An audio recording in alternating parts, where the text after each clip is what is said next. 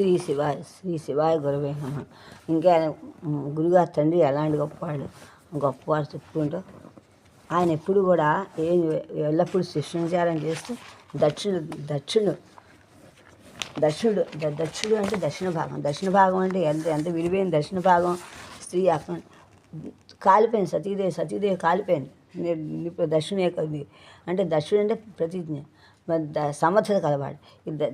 శివుడు స్త్రీ అక్కడ ఉంటుంది, దక్షిణ దిక్కులో ఉంటుంది. సమర్థుడు కదా, సమర్థుడిని పక్క దాకా లేదు కాదు, ఖాళీ అయిపోయింది సమర్థ. అందుకే ఆయన దక్షిణామూర్తి అయ్యాడని చెప్పుకుంటూ సమర్థత గలవాడు. ఆ పేరు సాధక, దక్షిణామూర్తి అనే పేరు సాధక చేసుకున్నారు. అలా ఎలాగైతే ఆయన సాధకత్వం చేసుకున్నారో అలా ఆ సాధక చేసుకున్నటువంటి శివుడు దక్షిణామూర్తి అనే పేరు సతీదేవి కాలిపోయిన తర్వాత సమర్థతతో కూడుకున్నాడు కాబట్టి, దక్షత్వం కూడుకున్నాడు కాబట్టి ఖాళీ అయిపోయినా లోపల అంతర్లింగం ఎక్కడో ఉంటుంది. అర్ధనాశత్వం ఎక్కడికి పోదు, ప్రస్తుతం కనపడుతుంటే అప్పుడు తపస్సు చేసుకుంటూ ఉండేవాడు. అలా చాలా దక్షిణామూర్తి తత్వాన్ని మనం గుర్తు చేసుకుంటూ దక్షిణామూర్తి నమస్కరిస్తూ గురవే సర్వలోకానాం దశదే భవరోగిణాం నితయే సర్వ విద్యాన దక్షిణామూర్తయే నమః. దక్షిణామూర్తి శరణి. సరే, గురువుగారి గురించి వాళ్ళ నాన్నగారి గురించి చెప్పుకుంటున్నాము.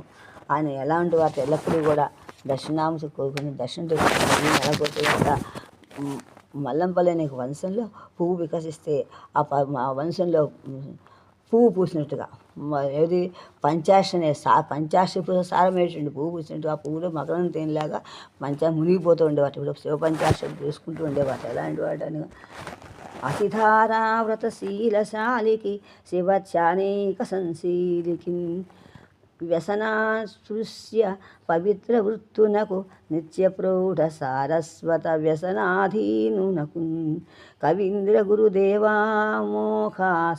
మోఖదాశీర్వచ ప్రసవోత్తంసిత కావ్య సంతతి మహాభాగ్యైక విభ్రాదికి. ఎల్లప్పుడూ కూడా ఆయన అసిధార వ్రతం ఏ పని ఎక్కబెట్టి ఆ పని పెట్టవలసింది. కత్తి మీద సాముగా ఉండేట ఆయన దగ్గర. మాట చేత ఆ పని చూస్తే వశిష్ఠ మహర్షిలో ఉండేవాడు. ఎక్కడెక్కడ తిరుగుతూ ఎక్కడ లోటు లేకుండా వేసినా అక్కడ ఎప్పుడు శివధ్యానం చేసుకుంటే ఎక్కడ తేడా వచ్చినా పట్టుకుని ఆయన ఇక మాడితే 10 ఆమర్దులు దుష్టగ్రహాలు ఉండేవి కాబట్టి అందతాతల యొక్క పుడిగి పుచ్చుకున్నారు. అలా పునుగు నుండి ఆయన చేస్తుంటే ఎల్లప్పుడూ పౌఢ సారస్వతం. ఇక చిన్నపిల్లల సాహిత్యం కాదు, స్త్రీ కళ యవన కవిత్వం కూడా ఉంటాయి. యవన స్త్రీల పౌఢం. ఆ పౌఢ సాహిత్యంతో ఎల్లప్పుడూ కూడా ఆయన వ్యసనమే సాహిత్య వ్యసనం అంట.